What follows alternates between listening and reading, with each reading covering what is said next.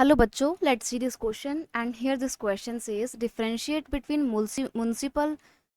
Multinational corporation and domestic companies. Question आपसे बोल रहा है मल्टीनेशनल कॉरपोरेशन और डोमेस्टिक कंपनी में डिफरेंशिएट करना है। डिफरेंशिएट करना है तो दो अलग कॉलम बना के करेंगे। आंसर ज़्यादा अच्छा लगता है, एक तरफ लिखेंगे मल्टीनेशनल कॉरपोरेशन जिसको हम बोलते हैं एमएनसी, और एक तरफ लिखेंगे डोमेस्टिक कंपनीज। देखो डोमेस्टिक कंपनी तो नाम से पता लग रहा है जो एक डोमेस्टिक लेवल पे काम करने वाली कंपनी होगी, देश की कंपनी होगी।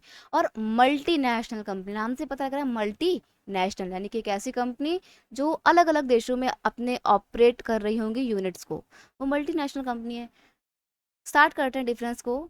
मल्टीनेशनल कंपनी में अगर बात करें तो these companies own and control production in more than one nation. ये वो कंपनी होती हैं जो अपने प्रोडक्शन को एक या एक से ज़्यादा देशों में ऑपरेट करती हैं। वहीं डोमेस्टिक कंपनी की बात करें तो दीज कंपनीज ओन और control production with in the boundary of nation.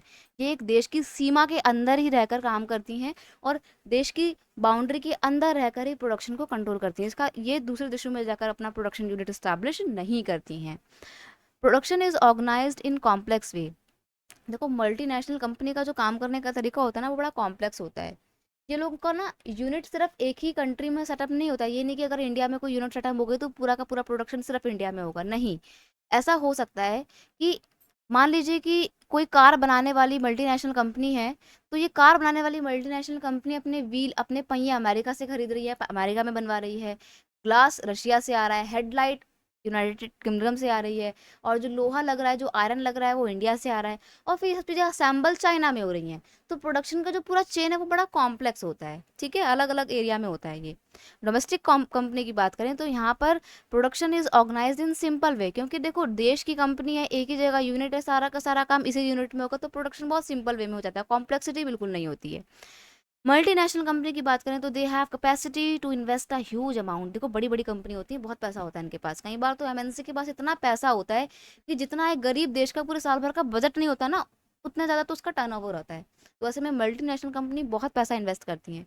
Domestic company की बात करें तो देखो देश के अंदर है, छोटी कंपनी है तो पैसा भी ज़्यादा नहीं होगा, लिमिटेड लेवल पे वो इन्वेस्टमेंट करेगी। They have limited capacity to invest. Pepsi, Samsung, Apple etcetera are some multinational company. देखो ये पेप्सी है, सैमसंग है, एप्पल है, ये वो मल्टीनेशनल कंपनी है जिनके अलग अलग देश के हिस्सों में ऑपरेट यूनिट हैं, यानी कि फैक्ट्रीज एंड ऑफिसेज हैं। वहीं अगर हम बात करें इंडियन ऑयल कॉरपोरेशन की, तो ये एक डोमेस्टिक कंपनी है इंडिया की, जिसका ऑफिस या जिसका फैक्ट्री यूनिट जो है वो सिर्फ और सिर्फ इंडिया में है, वर्ल्ड के किसी और देश में नहीं है। तो डोमेस्टिक कंपनी और मल्टीनेशनल कंपनीज के बीच में जो डिफरेंस था, I hope you understood it very well. Best of luck.